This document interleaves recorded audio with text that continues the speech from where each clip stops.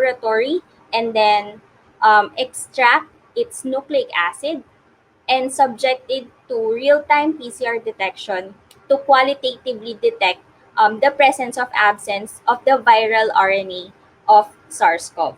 The general phases of testing, as with any clinical laboratory test, is pre-analytical, wherein all the processes are done typically outside the laboratory if you have a remote or mobile specimen collection as what is common today. And then the analytical testing, wherein we are actually doing the PCR test, the nucleic acid extraction, and wherein we are implementing our lab quality controls. And then we have the post-analytical, or the reporting and archiving of our specimens and our data. In all three of this, what is important is the traceability and quality of our results, and ensuring that we are maintaining biosafety in all our procedures. All these phases are crucial, and any error in any of the phases of testing can affect our results, our patient care, and public health response. Research has shown that pre-analytical phase accounts for more than two-thirds of laboratory errors. That's why it really sets the tone of PCR testing or molecular detection. As you can see in this slide, I itemized the pre-analytic phase, the different procedures in pre-analytic phase. So we have here the specimen collection, specimen transport, the acceptance and rejection criteria, the sorting and accession of the specimens that we receive, and the registration in the lab information system. These are itemized so that there should be standardized checkpoints in each procedure to ensure the proper execution of each. This is to minimize the risk of failure for each step in the process flow. It cannot be stressed enough in any quality assurance system that the pre-analytic phase really sets the tone. The correct sample type and collection time is important to be established, considering viral tropism and viral shedding.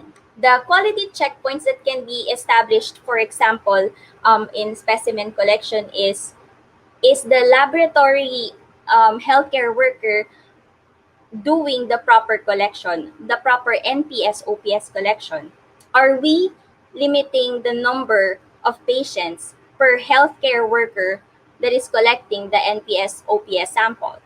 Are we monitoring the length of time that the viral transport medium or the universal transport medium is in room temperature, while the healthcare worker or the collector is taking specimens from the patients? So, yun yung mga checkpoints na pwede natin gawin during sample collection. On the other, or in the other hand, in specimen transport, the quality checkpoints that we can do here is ensuring that we have enough dry ice in all of the transport boxes that we are using, that the healthcare worker transporting the specimen is aware of the nature of the pathogen that he or she is handling.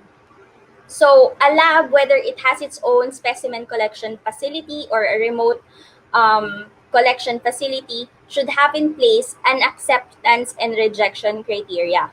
Ang importante dito, alam ba nung mga nagre-receive at nagre-receiving na medical technologists or healthcare workers, ano ang dapat nilang tignan para i-accept or i-reject itong mga samples natin? So those are the quality checkpoints that we should have in place, so that whatever goes into our laboratory information system, the specimens will be appropriately tagged, whether it's rejected or whether it is accepted for testing na, nakalagay siya ng malinaw. And this is also important to have quality checkpoints in this part of testing, because dapat alam din ng lahat kung anong gagawin kung ito ay rejected. If you received a specimen that is not of adequate volume, and you really think that we should reject it, what should happen next? Who will be informing the sender? Who will be what kind of result should go out of the lab if the sample is rejected, and so on.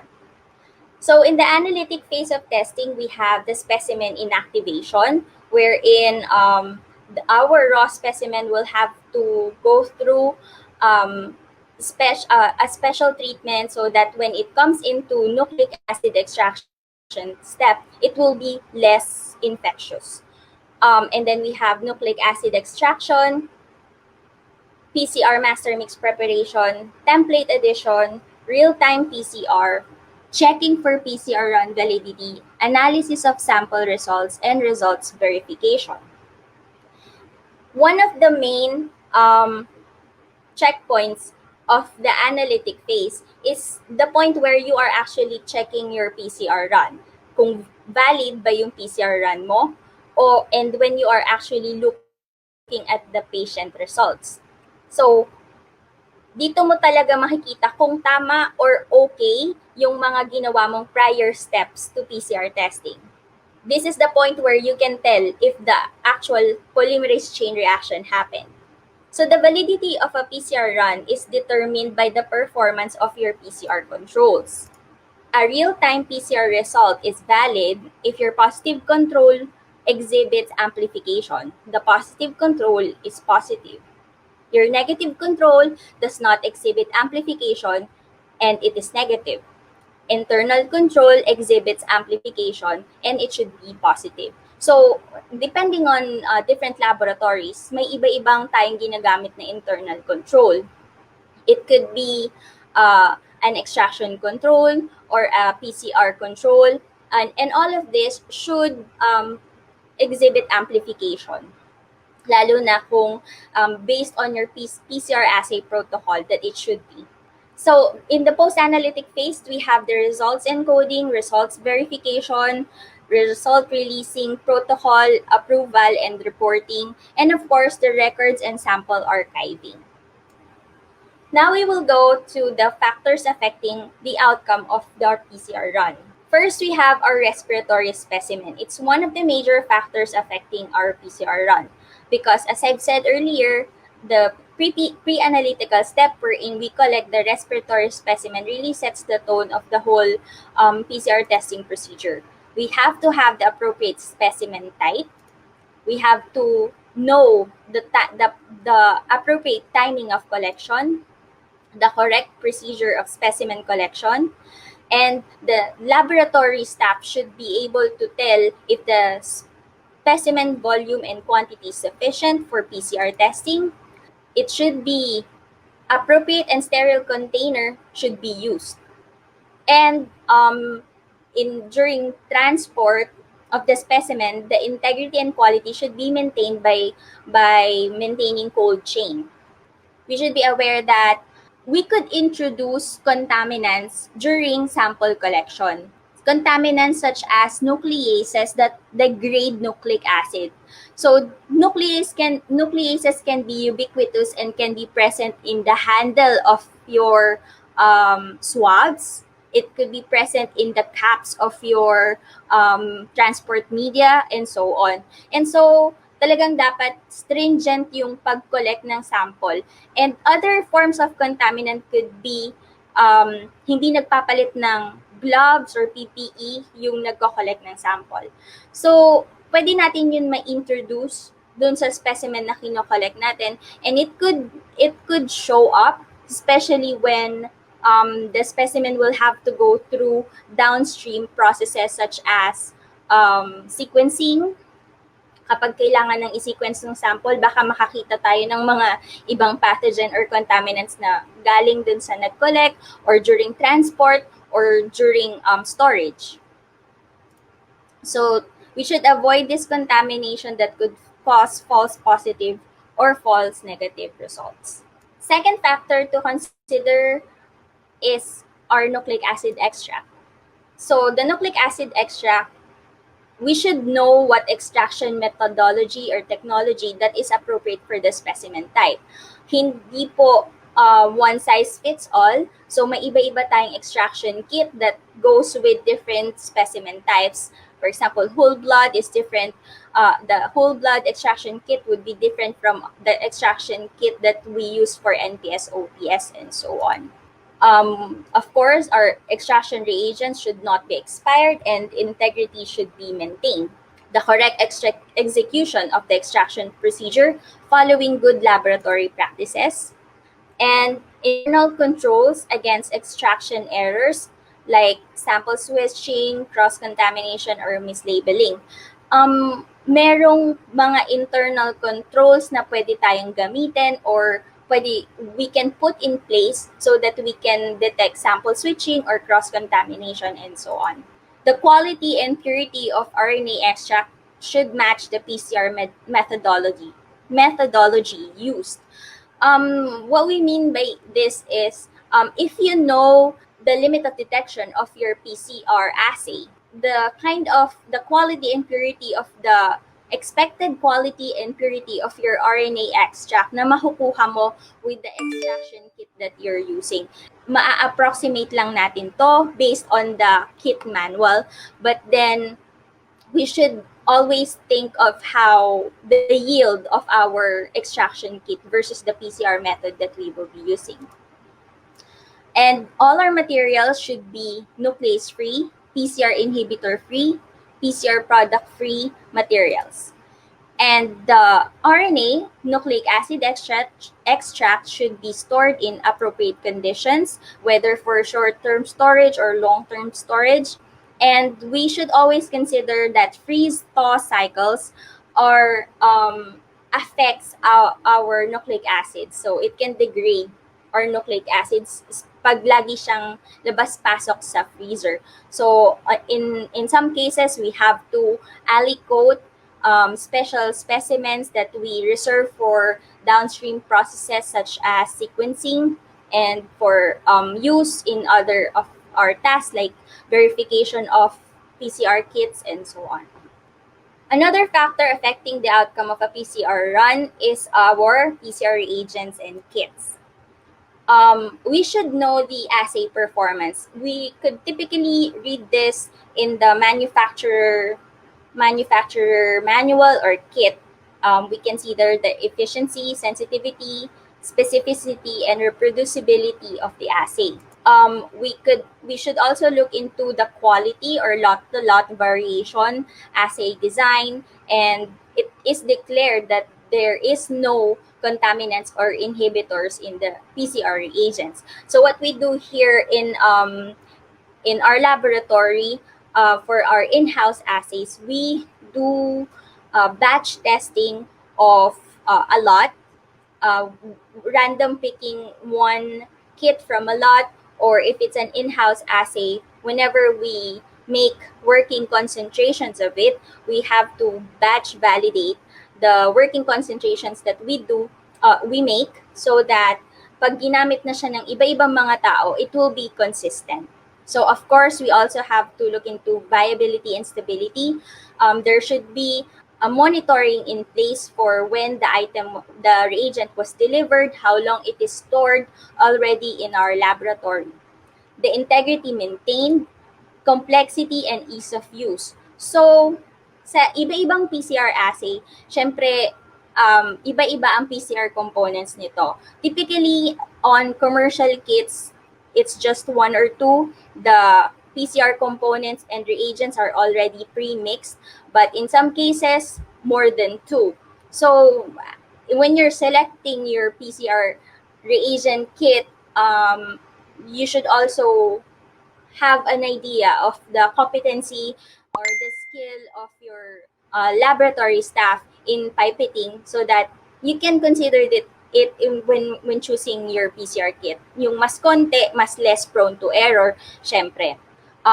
You could also look into yung assay mo ba ay single target or multiple target, premixed or not premixed, lyophilized or ready to use. And of course, compatibility with available or existing equipments in the laboratory.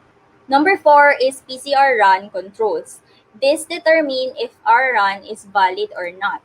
So again, lot-to-lot variation and quality.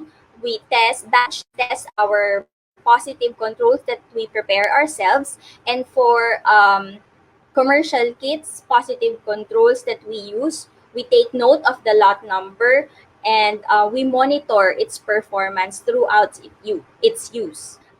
If your PCR controls are you prepare it in-house, the concentration would matter also because if it's too concentrated or if it's too diluted, it might not serve as an indicator of PCR master mix quality. Like if it's too concentrated, it's really highly detectable. You would not know if your PCR assay is catching a low viral load. Of course, shelf life, stability and integrity, proper storage, and monitoring in the frequency of use of your PCR controls because as I've mentioned earlier, freeze-thaw cycles really affect integrity of the nucleic acids. So if your PCR controls are nucleic acids, pag lagi siyang ginagamit, labas-pasok siya sa freezer, it could degrade over time. And compatibility with the PCR assays target analytes. You should know your PCR assay like the back of your hand para alam mo kung bakit hindi mag-work ang specific control nito and why it would not be performing as expected. And number 5, PCR software and thermal cycler. Your PCR analysis software should be well optimized, properly programmed in the instrument, and has the correct baseline setting. So yung baseline setting is a technical term and usually pre-calculated na ito sa ating mga PCR analysis software during a PCR run. For the PCR machine, your PCR assay, the PCR kit that you will be buying should be compatible with the real-time PCR machine that you have and should contain the appropriate fluorophore channel. Kung kunwari your PCR assay kit requires analysis in the FAM and the hex channels, dapat meron din ganon yung PCR machine mo. PCR reaction volume capacity, again, depending on your PCR kit, sinasabi to doon na dapat ganyan din kaya ng PCR machine mo yung ganyung volume capacity. Because sometimes may mga PCR machine detection or higher volume detection. And compatibility of PCR consumables used. Ito, pag kailangan nating gumamit ng branded versus not branded, so you will have to verify, pre-test a specific supply kung hindi ito talaga para dun sa machine. What you can do is pre-test it. If it works, run your controls para makita mo kung okay, comparable yung run niya doon sa talagang prescribed for that machine. And of course, regular equipment maintenance and calibration. Another factor that could affect your PCR run is of course your lab personnel. They should have the appropriate qualification, experience, and training, competencies for SARS-CoV-2 detection, knowledge in contamination control, quality control, and error troubleshooting, and should know compliance to good clinical laboratory practices and your laboratory standard operating procedures. Your lab facility can also affect your real-time PCR run because workstations should properly be compartmentalized to avoid contamination. We will talk about unidirectional workflow later on, but what's important here is you should know the workflow, the footprint in your lab, saan yung madalas maraming tao, ano yung madalas ginagamit, so that you can match it with your lab workflow, lab processes, and then, of course, have in place regular maintenance and cleaning schedules. Why is this important? Because in PCR testing, you should be compartmentalizing each of your processes. So in your pre-PCR, you have your specimen handling and RNA extraction, and then you also have a designated area for your template edition, wherein each would have its own storage for clinical samples and nucleic acids. And then you have a special and isolated area for reagent preparation, wherein yung storage na yun para lang talaga sa reagent. And this would always be considered clean area. A clean area is yung area na wala tayong PCR products or amplicons. Kasi ang dirty area is where you run your PCR and do downstream processes.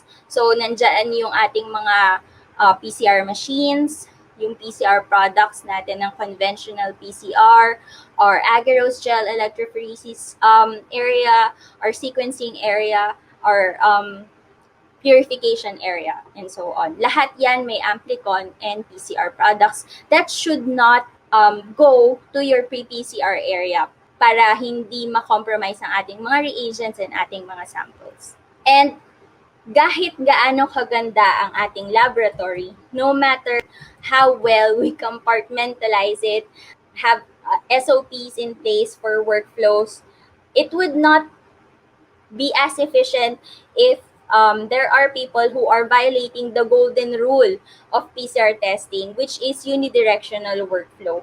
This is the ultimate counterterrorism, if you will, of contamination sa isang PCR lab. And of course, what encompasses all of this is the laboratory quality management system. We should have standardized checkpoints in place to ensure proper execution, and risk for failure in each step in the process flow is minimized. Quality indicators for the entire process flow should be in place and should be monitored, and regular participation in external quality assurance programs. So now we will get more technical. We will now be looking at actual real-time PCR runs para mas makita natin yung mga common problems na nai-encounter and how will we go about in troubleshooting them and finding a solution for it. So again, as I've mentioned earlier, we would clearly see problems once the PCR run is finished. Nandyan yung i-check na natin kung valid ba yung PCR run, and i-analyze na natin yung sample results. But in real-time PCR, you can actually see some problems about a quarter before the run finishes, or talagang real-time mo makikita yung pag-angat ng amplification. You can check if your negative controls have amplification, or if your positive control is amplifying, which are the two things that we really look at for run validity. So even before the run is complete or finished, you already kind of have an idea if the run is valid or not. So advantage ito kasi pwede, in some cases, you can start preparing if you need to repeat the PCR run. But this is an advantage of real-time PCR over conventional PCR, wherein you have to wait for the run to finish and then run it on agarose gel electrophoresis, and saka mo palang makikita yung result mo kung valid ba yung run at kung nangyari ba yung reaction sa mga samples mo. So, a check-wise checking of control checkpoints must be performed in troubleshooting problems in PCR. It's kind of like doing a root cause analysis to determine what happened, why it happened, and you have your first why, second why, and third why, parang sa root cause analysis, so that you can figure out what to do next to conserve your time, costs, and so on. So going back to checking for PCR run validity, to be able to investigate and troubleshoot possible causes of error, one must completely understand the PCR principles and method. Dapat alam mo kung ano yung PCR protocol mo. What are your thermal cycling conditions? At what temperature does it start? how many detection channels does your real-time PCR require, tama ba yung temperature na nasa machine mo, what are your PCR components, ano yung mga reagents mo sa PCR, do you have enzyme, magkakasama na ba sila sa isang tube, is it pre-mixed, magkakahiwalay ba ang iyong primers and probes, and so on. So dapat yan yung mga talagang alam mo on a day-to-day basis. All this play a role in the PCR reaction. One misstep can compromise the run. And ito na rin yung magiging control points natin in investigating any kind of PCR problems.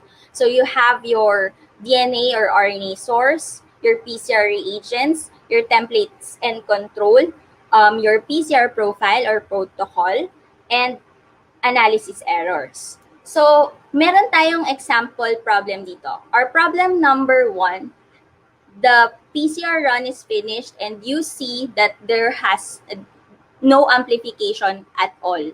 As in, makikita mo dito, may flat line, and in another view, zigzag lines lang na walang amplification. Before you freak out and say that the run has to be repeated, you have to pause and breathe. You do have to repeat this run, but let's see first yung mga controls natin. So your negative control has no amplification, which is good. Your positive control has no amplification, which is not good. And your samples, kahit isa, walang amplification. The implication of this, as I've said, you have to repeat the run, and it's called an invalid run. You have to make, before you repeat the run, you have to make sure that the past mistake would not be repeated. So we have to check what happened on each step. Let's first look at the analysis, if there are analysis errors, and let's take a look at your PCR profile or protocol. Bakit natin ito inuuna? Kasi ito yung pinakaunang step na ginawa mo bago yung PCR run. Diba sinet mo yung machine mo kung anong temperature, anong cycles, baka naman kasi doon ka lang nagkamali. Or sa analysis, baka naman kasi hindi mo lang na-select yung mga samples na dapat i-analyze mo. So, what are the questions that you can ask during troubleshooting? Are your sample and controls well selected and analyzed by the software? Different software and different machine would vary in the interface for analysis. But essentially, I think almost lahat naman sila, you have to select the wells that you have to analyze. So, at this step, check your worksheet and check the your analysis software if pareho. Kung yung well na nasa worksheet mo ba, sila yung naka-select dun sa PCR software.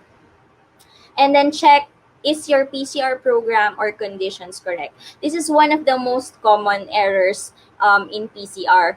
Sa pagsiset pa lang nung PCR protocol, temperature, time, cycle, dito nagkakamali yung mga tao. Nagawa nila lahat ng tama yung extraction, master mix preparation, the reagents, template addition, pero nalagay ang maling PCR program sa machine, kaya nung nag-run, walang PCR reaction nangyari kasi mali.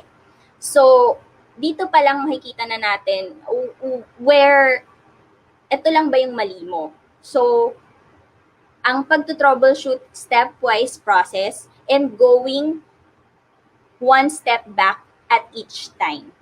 This way you can save time and you can possibly save money kung nakita mo na mali lang pala yung na-select mong wells during analysis. Di baka naman valid pa rin yung PCR run mo when you reanalyze it. So the action plan here is to always have the PCR worksheet during analysis and the checking of run validity.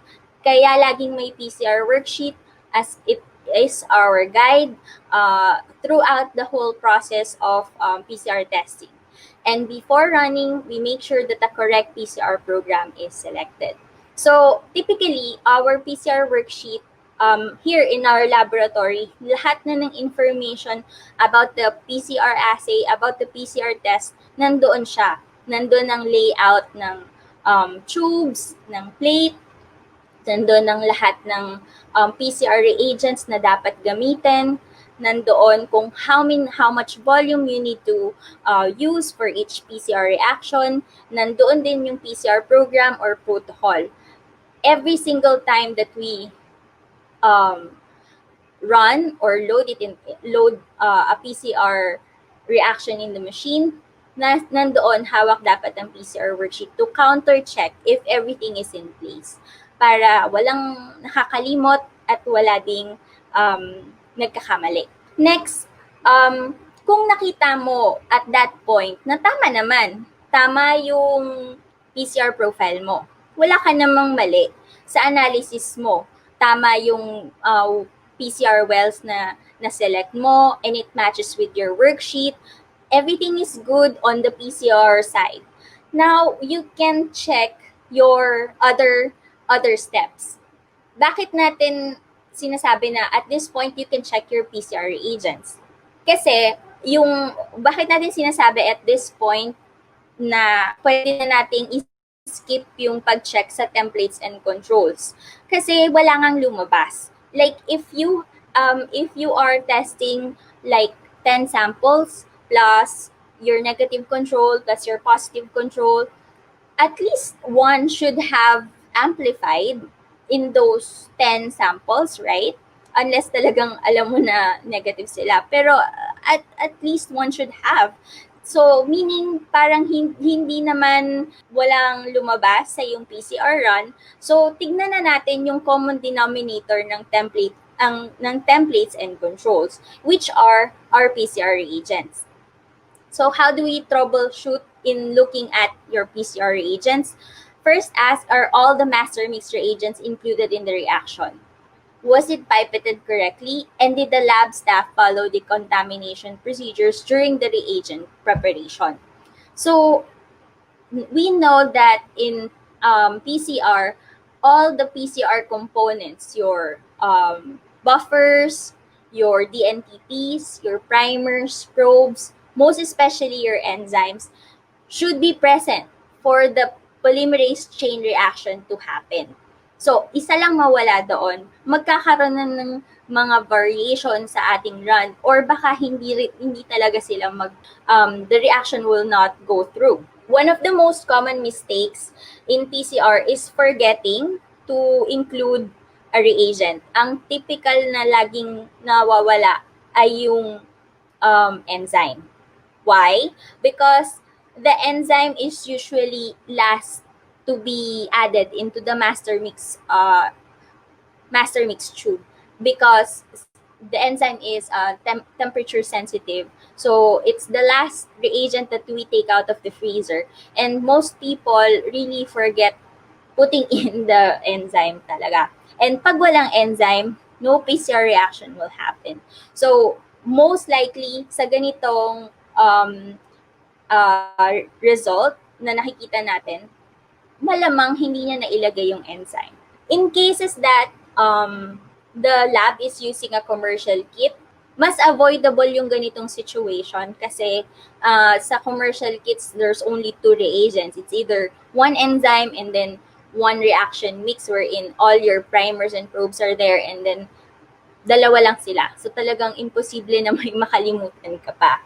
Another thing to consider is PCR enzymes are highly viscous. So it's possible that it was not pipetted correctly. So even though the lab staff knows na, kinuha ko yung enzyme, talagang nagpipet naman ako, imposibleng nakalimutan ko siya.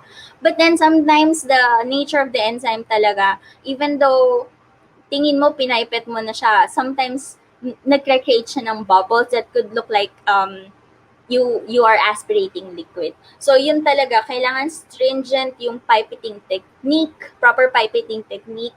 Kailangan titignan mo talaga yung pag-aspirate ng enzyme. Also, possible din na on this kind of result, the primers and probes were not added.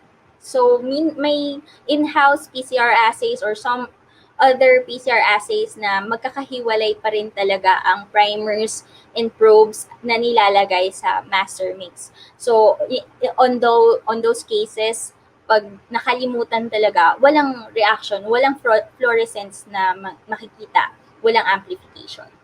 So the action plan for this, when you repeat the PCR run, you should use new sets of reagent and check the expiration date and lot number.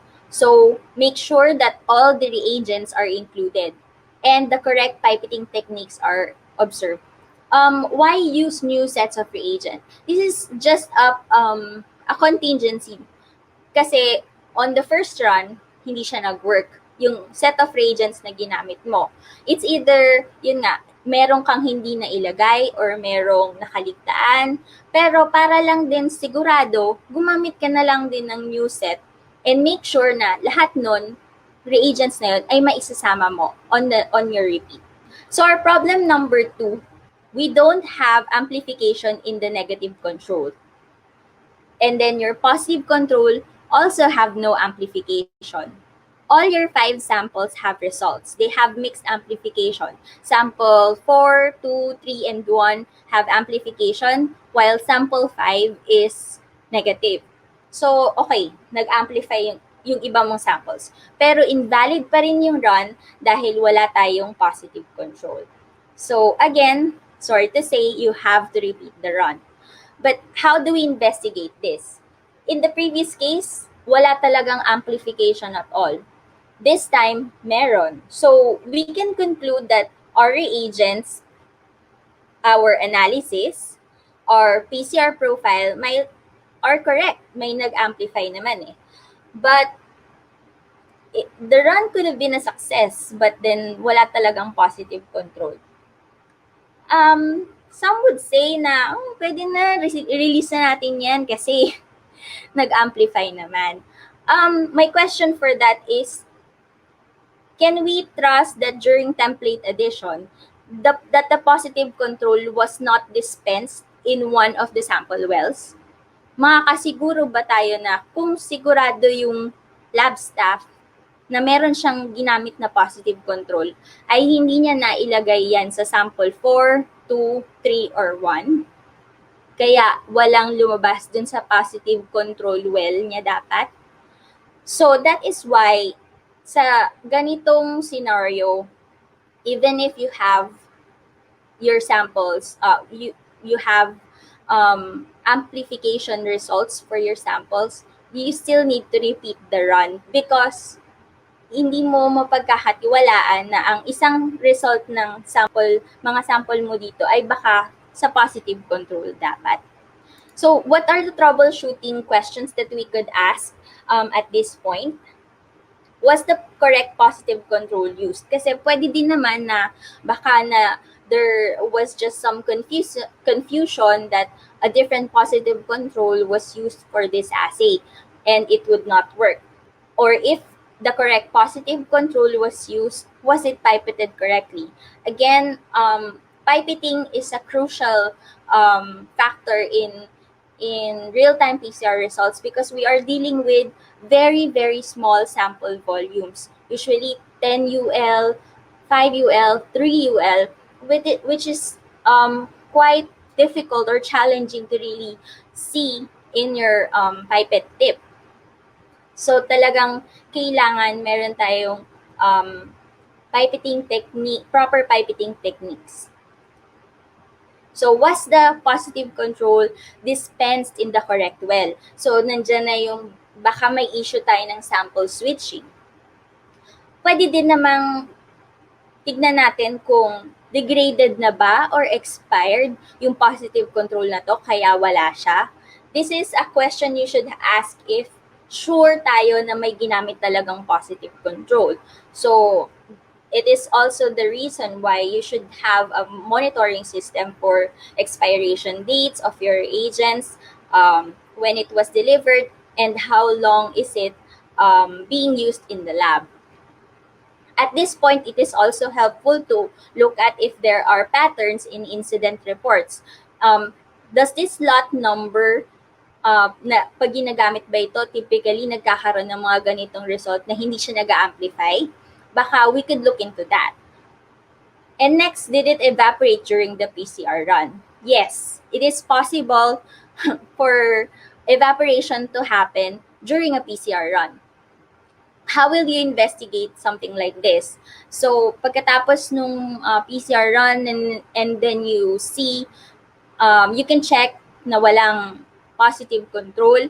You can check the PCR plate or tube kung nabawasan ba yung liquid or volume ng PCR reaction. Leaks or evaporation like this can happen if the sealing film or the cap for your tube strips are not placed well. So it's something that can be controlled. The staff could be informed na dapat gamitin natin correctly ang ating sealing films, ang ating strip caps so that hindi siya umangat during high temperature. Ang ating mga PCR run usually have 95 degrees Celsius temperatures. So talagang makaka-evaporate ito ng liquid for a specific period of time. So talagang dapat sealed ang ating mga plates and strip tubes. What's the action plan or solution that we can do here? So on our repeat, we can use new and correct positive controls. So gumamit na lang tayo ng bago, whether it's a different lot or a different batch of positive controls para lang sigurado na hindi na natin gagamitin yung ginamit natin wherein nag-fail nga siya.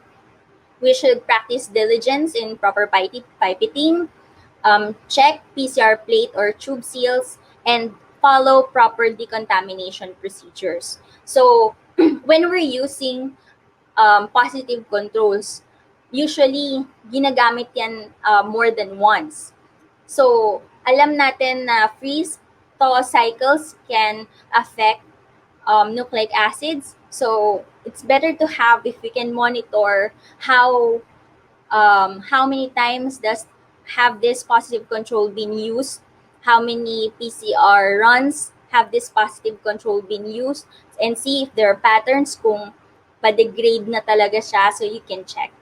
And also, kung proper decontamination procedure, pag repeatedly used na yung positive control, there is a possibility that contaminants have nuclease contaminants have been introduced to it.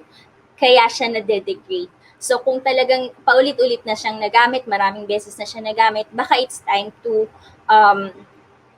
discard it and use a new one. Okay. So our next problem, we have amplification in the negative control. Yes. Our negative control has an amplification. Our positive control has an amplification as expected. And our samples have mixed amplification. So lumabas na yung ibang sample positive, yung ibang samples negative, which is as expected. Sorry to say again, but it's an invalid run because ang run validity should be negative control should be negative and positive control should be positive. We have to repeat the run, unfortunately. Another example of amplification is negative control is yung negative control mo has an amplification and your positive control has no amplification. You have to repeat the run at this point. So those two kinds of problem na may amplification and negative control, how do we investigate or troubleshoot it? In this case, we know that our reagents and PCR profile work because may amplification naman na lumabas. So tama naman yung reagent na ginamit natin and malamang tama naman yung PCR profile na naset natin, our analysis. We could take a look at that. But we need to investigate now what happened during the template addition step and initiation of the PCR run. Why do we need to look first at analysis errors? Because pwede din naman na baka, as with the previous problem, the worksheet was not accomplished correctly or yung positive control ay well ay nai-assign mo as a negative control and vice versa. So this would require an interview with the staff if um, if meron bang nagkapalit ba sila during templates addition, which is by itself an incident report already, but parang it's in the management of troubleshooting, wherein you have to call whether do you honor what the staff would say na hindi niya na-note sa worksheet yung template addition mistake niya, or do you ask the staff to just repeat the run? Pero I would say we have to repeat the run at this point kasi if it's not recorded properly in the worksheet, it did not happen. Was the PCR plate or tube placed in the machine correctly? This is possible na your PCR plate could just be placed na baliktad sa machine. Meaning, nasa ibaba yung A, instead na yung H ay nasa ibaba. In that case, baka naman maging valid yung run dahil baliktad lang yung pagkalagay ng plate sa machine or mali lang yung orientation. So, you can check that first and save the hassle or the cost of repeating the run itself. So, at this point, the action plan could be rewrite the worksheet if the PCR plate or tube was in the wrong orientation in the machine. And if we really have to repeat the run, use the worksheet as a guide and be mindful in loading your PCR plates. That's why talagang kailangan nasa iyo ang worksheet and presence of mind during the entire process of your PCR testing. Next, we can take a look at our template and controls. Is the positive control dispensed to the right well? Again, this is the issue of sample switching during template addition. Was the proper pipetting technique performed? The practice is corrected in succeeding runs. Use the worksheet as a guide and presence of mind during template addition. So for our next problem, it's a similar case wherein we have amplification in the negative control. If you can see here in our image, halos pare-pareho sila ng amplification. You have the positive control, the negative control, and all your samples almost amplifying on the same cycle. Our implication for this is it's an invalid run and you have to repeat the run. Pero what happened? Imposibleng magkaroon ka ng almost identical amplification for your negative control, your positive control, and all your samples. In this kind of scenario, we can investigate our PCR reagents right away because it is the common denominator of the controls and the clinical samples. It is present in all of the PCR wells. So what are the troubleshooting questions that we can ask at this point are the reagents expired? What are the lot numbers? How many PCR runs were these specific reagents used?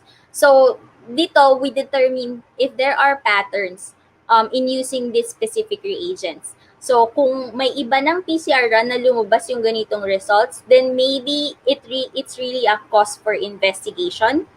Were there materials and equipment that were not in their designated areas? And was unidirectional workflow followed? It's important that we also look at other PCR runs when we see this kind of result na laging merong amplification sa negative control.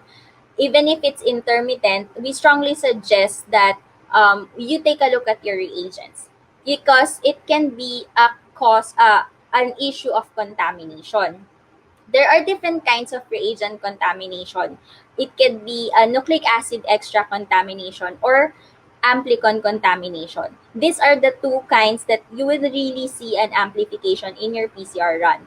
But why should we investigate the reagents first? Because it directly affects our PCR run. Before we conclude a contamination, check muna natin kung baka naman may problema lang talaga yung reagents. Sometimes there are reagents that can exhibit uniform amplification because of manufacturing issues.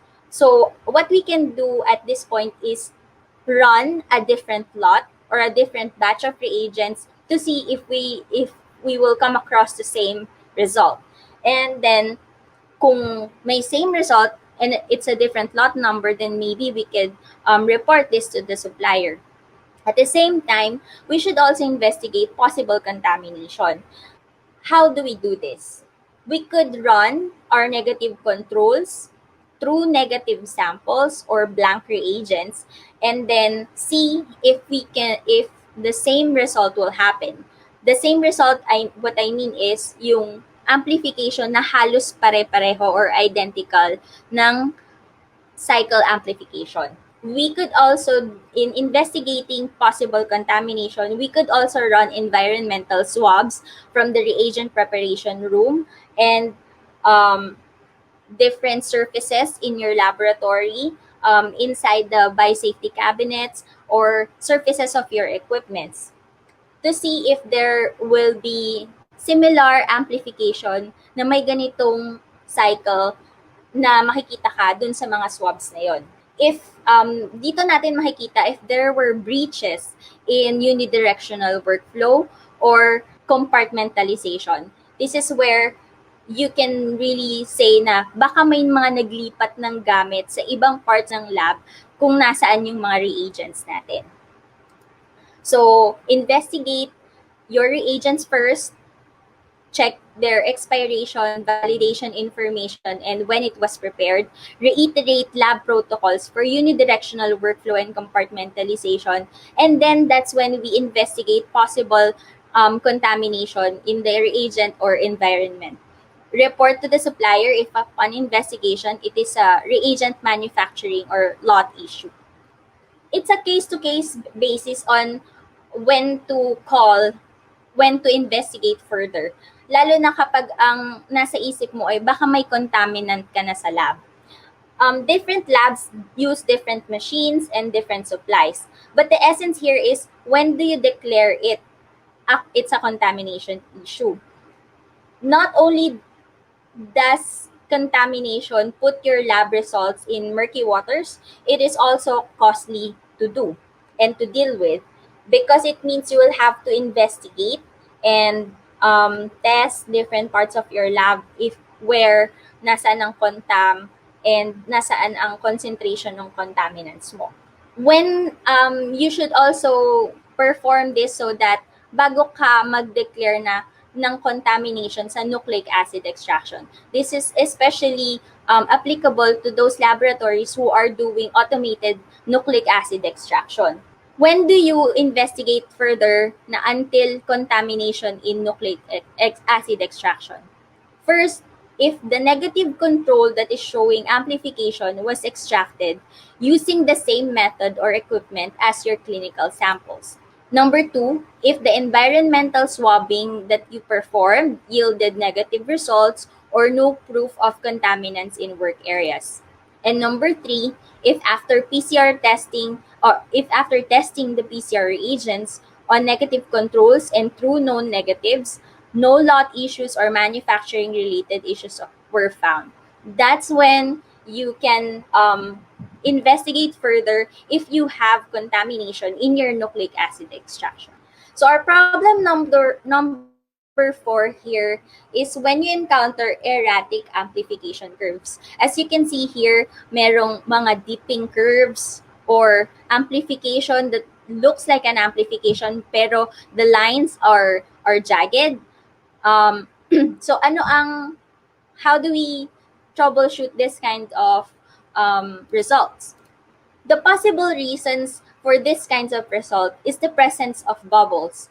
Lalo na yung mga erratic amplification curves like this or this, hindi lang na spin down mabuti ang PCR plate or tube prior to loading in the machine.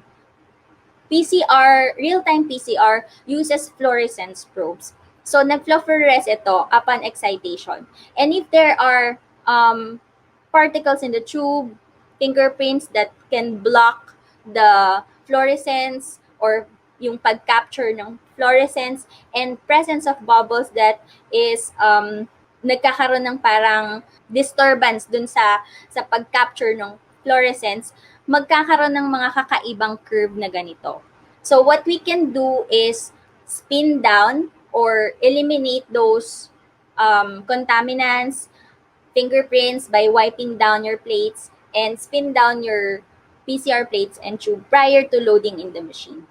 It could also be caused by insufficient reagents in the master mix, primers, probes, reaction mix, and buffer, and enzyme.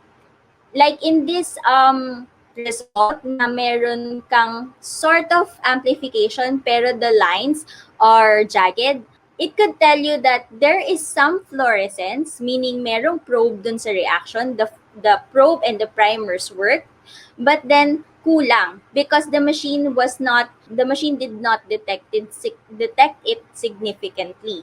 So baka kulang ka sa enzyme or kulang ka sa reaction mix buffer, which should complete your polymerase chain reaction. Or it could be caused by one of your reagents being degraded. It could also another cause could be incorrectly set baseline, an instrument problem, meaning your detection system in the machine has a problem already. It could be the lamp, or it could be a calibration problem.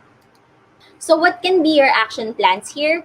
You have to spin down your PCR plates and tubes prior to loading, wipe down tops or surfaces to eliminate any blockage, use PCR testing appropriate lab materials, lint-free wipes, powder-free gloves, and always have regular machine maintenance and calibrations. Problem number 5, extremely high CT values and late amplification, such as this.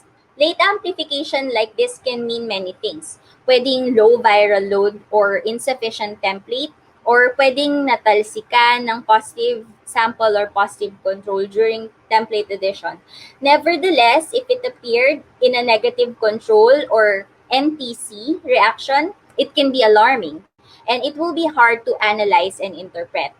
Based on experience, this kind of amplification is commonly seen on multiplex PCR assays that has more than one target and more than one and uses more than one fluorophore channel. It is related to and to analyze this, we should refer to the manufacturer's manual. Dito natin titignan yung declared cut-off values ng ating PCR kit if it's a commercial kit, and your limit of detection set during your optimization if it's an in-house assay. However, there are still points to consider in looking at these curves to be able to tell if it's really something to investigate, repeat, or disregard. A little PCR 101, ano ba dapat yung tinitignan natin sa isang amplification curve? So, sa amplification curve, you have your baseline, which is the range of cycles with no exponential increase in fluorescence in any well. Dito, nandyan yung mga background noise ng ating probe, ng ating sample, ng ating machine. And then you have your threshold line, the line that diminishes amplification signal from background noise. And the cycle threshold, the cycle where amplification curve intersects the threshold. Ang hinahanap natin sa ating amplification curve ay ang sigmoidal or S-shape. If not sigmoidal, maybe we need to thoroughly check if it's a significant amplification. So, para makita natin ang sigmoidal, kung S-shape ba siya or sigmoidal curve, we should look at the linear view. And then to be able to really see the plateau, we could look at the logarithmic view. Linear view and then logarithmic view. In the linear view, makikita mo dito kung true amplification ba siya, because kung hindi na siya nakikita sa logarithmic view, baka hindi na siya significant. Why is this important? The shape of the amplification curve should be checked during analysis. In some instances, the machine will record a CT value for a sample, but you will still have to check if the CT value recorded is from a true amplification or an amplification with the sigmoidal curve. Sometimes you may be seeing an amplification when one well is selected, but to verify this, check mo siya sa log view para makita mo kung kita pa ba siya versus sa iba. This is one example of why we should be checking in the log view. Here you can see that the NTC well is highlighted and it has no CT value. But when we look at it in the log scale, the NTC has almost indistinguishable already. Wala pa rin siyang, as I've said, wala siyang CT value. So how do we call this? Since there is no CT value and that the curve is not sigmoidal in the logarithmic scale view, we can consider this as a negative. Because even if you look at it in the single threshold analysis, the CT value of this amplification would still be beyond the cutoff value or the limit of detection, which we need to follow if we are using a commercial PCR kit. Dahil pag sinabi ng manufacturer na hanggang 38 lang, beyond 38, you should consider negative, then we should follow that. It is the analysis that is recommended by the manufacturer. Nevertheless, pag nakakakita tayo ng result na ganito, it does not hurt to remind lab staff to be stringent in following proper pipetting techniques during template addition.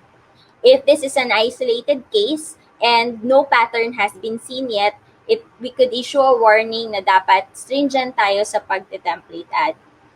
But in this case, I think the run pwedeng hindi na i-repeat. As long as the CT value, kung may lumabas man, is not beyond the cutoff value of the PCR assay. If this same curve show up with the CT value, then we have to repeat.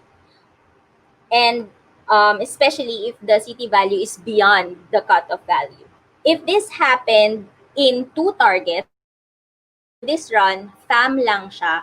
And we also saw that in its other target, which is on hex, meron ding amplification na ganito. Then we should repeat the run. If we see this kind of situation in a sample, then we have to repeat it for confirmation, whether on the same assay or on a different one. The way that we analyze this should not mean that we are undermining contamination issues. Contam should not be taken lightly and should not be completely ruled out. And we should have to do a stepwise investigation first before we declare a contamination issue, because it can be costly and tedious to solve. So here is another example wherein in this image, we have only selected one well, which is our negative control. Sa isang tingin mo talaga meron siyang amplification. But then when you compare it to other samples and your positive control, ito lang yung itsura niya. And then when you look at it in the log scale, you can see na hindi mo na talaga siya makikita. Tapos wala pa siyang CT value. So, in this case, it's really clear-cut that you don't have to call this a contamination. You can just investigate your reagents first, your template addition, pipetting techniques before you declare it as a contamination issue. So how do you investigate and deal with contamination issues? First, of course, you have to check lab personnel practices and techniques. You have to look at patterns in incident reports, check and review your workflows and protocols if it's still being followed, and reorientation and retraining if necessary. You also would want to check your lab facility if your airflows are still working properly, compartmentalization is still observed, walang equipment or materials or supplies na nasa ibang lugar aside from its actual assignment. Are your equipments defective? If we have seen consistent evaporation of PCR wells, PCR volumes, baka dapat patignan na natin ang ating PCR machines. Does the new workflow still suit the lab setup? If this is a fairly new lab and you have a fairly new PCR assay that you're using, then you have to really check if the workflow of your assay works with the workflow that you have set up in your laboratory. For the reagents and controls, you have to check if it's your negatives are really negatives at this point. sa kakagamit ng iyong negative control or your positive control, okay pa ba sila? And of course, you have to check yung validation and monitoring system mo. In the first place, you have to have this set up already. And then by that time, if everything is in place, you now have to do a pre and post cleanup environmental swabbing and sampling. So this is something quite costly, time consuming, pero dapat ginagawa ito regularly sa PCR laboratories kasi talagang prone sa amplicon contamination ng ang PCR lab, whether we like it or not. So we should do environmental swabbing and sampling before we clean up if we have a suspected contamination issue, and then do another environmental swabbing and sampling after we clean up to check if natanggal na natin yung mga suspected contaminants natin. And then sa clean up, hindi lang laboratory ang nililinis, pati office. Kasi the footprint in your lab can also go to your offices. So, pwedeng nandoon din ang mga contaminants sa ating mga computers, mouse, sa doorknobs, sa ating mga biometric scans, IDs, and so on. So, in summary, in quality assurance, it is important to look at all phases of testing, not just the analytic phase. There are many factors affecting the outcome of a PCR run. Thus, it is important to have quality controls in place in each step of the process. Meron tayong mga control checkpoints dapat sa ating mga procedures. And laboratories should establish their quality management system to recognize errors before releasing of results. Implement corrective and preventive actions na makokorek na yung maling nagawa before para makasave tayo ng money and time. Okay, thank you very much, Ms. Karen Cruz, for that very wonderful and